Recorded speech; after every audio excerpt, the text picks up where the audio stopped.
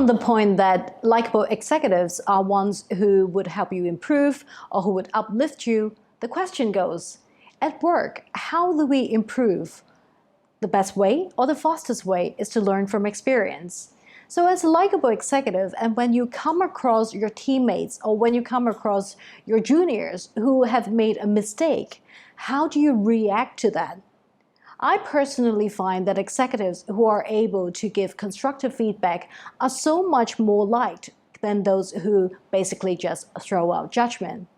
Say for instance, if someone in your project team has made a mistake, has skipped a deadline, what would you do? Would you go in, name names, label them as being lazy, stupid, or would you bring yourself to their level and constructively together come up with ideas or solutions that would help them overcome the current hurdle? As humans, we do not respond to labels. Imagine someone calling you lazy, or imagine if someone calling you stupid.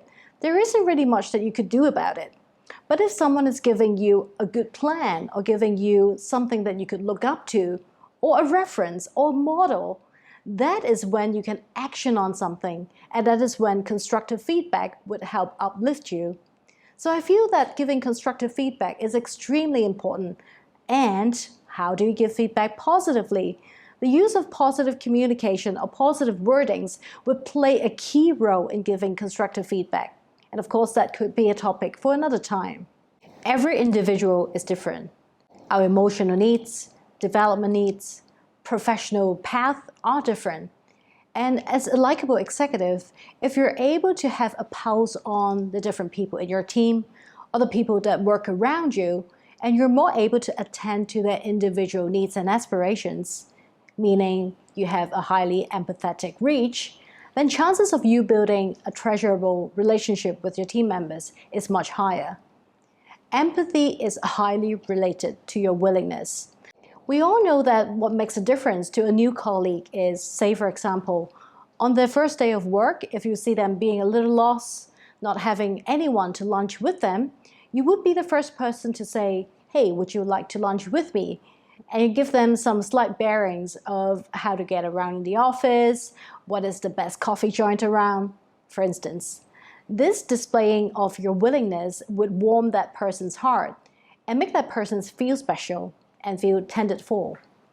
Aside from willingness, another important fact on empathy in the workplace is whether or not you're able to predict that someone needs help.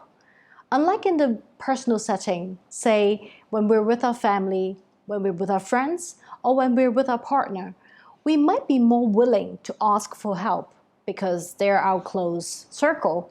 However, in a professional setting, we oftentimes hear people say, "I don't want to ask for help," or "I'm afraid to ask for help because that would make me look weak," or "that would make me look like I'm incapable of doing my job." So as an executive that are around people, if you have the ability to predict their need, it will make you a much more likable person because you're actually offering assistance or help before someone asks for it.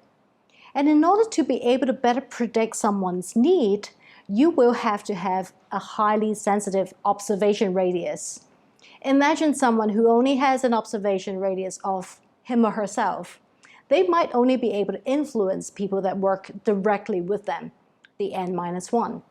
Or if you could have a radius of, say, your department, your industry, your city, or even your country, with that pulse on a much larger radius, you're more able to predict and you're more able to, through observation, allow yourself to offer and render help.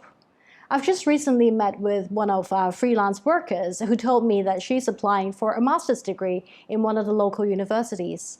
I understand that she might be looking for a reference person, so I asked, "Do you need a referee?" and wrote her a reference letter. Turns out she wrote back to me and she said she never expected me to become her reference person, least to expect me to write her a reference letter. I predicted what she needed through observation and was willing to help. Empathy is as simple as that. If you're willing, if you're highly observant, and you could predict someone's needs, you are en route to become a more likable executive.